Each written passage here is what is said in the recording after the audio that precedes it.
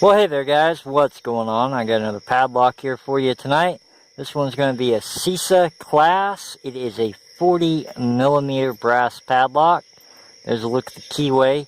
It is a little bit paracentric there. I got the keys with it. I will have to show you the, well, you guys might be able to see the key bitting right there. I'll show you more of the key bitting once I get them picked open. There's a look at the padlock right there. Got the packaging with me. Here it is. It's red and white. It's a nice looking package. It says Cisa class on there, 40mm. And over here, got uses. Down here at the bottom, made in Venezuela. I think it's made in Hincho in Venezuela. Don't know how to pronounce that word. And this is probably the reason why they're so common down in Florida. Locksport, Doral, Florida. It's probably who's importing these guys. There's a look at the packaging. And like I said, a couple years ago, these locks were really hard to come by. And now all of a sudden they're hitting the market, which is really kind of cool. I think these locks are very popular down in South America and stuff like that. To pick this padlock, I had a little bit of trouble because of the paracentric keyway. I couldn't really use top of the tension, so I had to use bottom of the tension.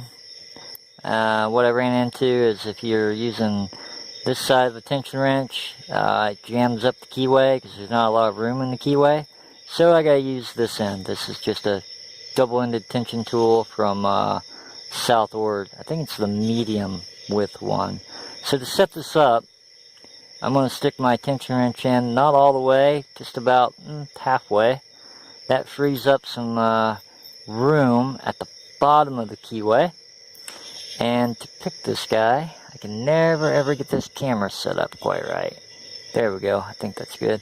To pick this guy, I'll be using my SouthOrdMAX, I think it's a Max 07 or a Max 09 hook pick.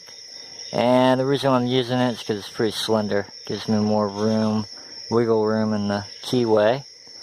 This lock does have security pins in it. It's got spool pins in it, I think. And right off the bat, when I started messing with it, I started picking the first pin. I think the first pin, it feels like it's wanting to bind, so I think it's right off the bat, I think it's right at the shear line. And I think as I touch it, I overset it. So I leave the first pin alone. Go to the back of the lock, and I'm already into a false set. I think that was pin number 5 or pin number 4. Coming out of it now, pulling my pick out of the keyway, and get a little jammed up there. I don't know what pin I'm on. Feels like maybe the 3rd or the 2nd. Got him set. Go back in here now. And I think I'm on pin number... Oop, I lost it. I think it's pin number 3. Got him set. And back to the front of the keyway now. And pin number 2. And we are open. Lots of false sets there, guys. It's not too bad of a pick. Go ahead and get these keys off here so I can show you guys the key bitting. Maybe. There's that. Get the keys out here. There is a look, maybe. Oh, I'll just use my... Oh, there we go. There's a look at the key bitting right there. I think pin number 1 is already at the shear line.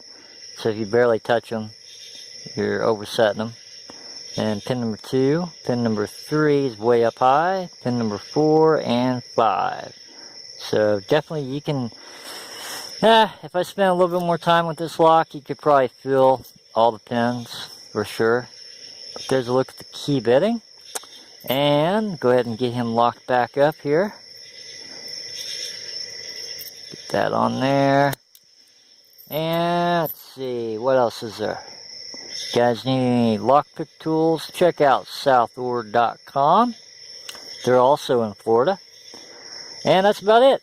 So I got many more of these little Cisa padlocks coming up. Just working my way through the pile. As always, guys, thank you for watching. You guys have a good one.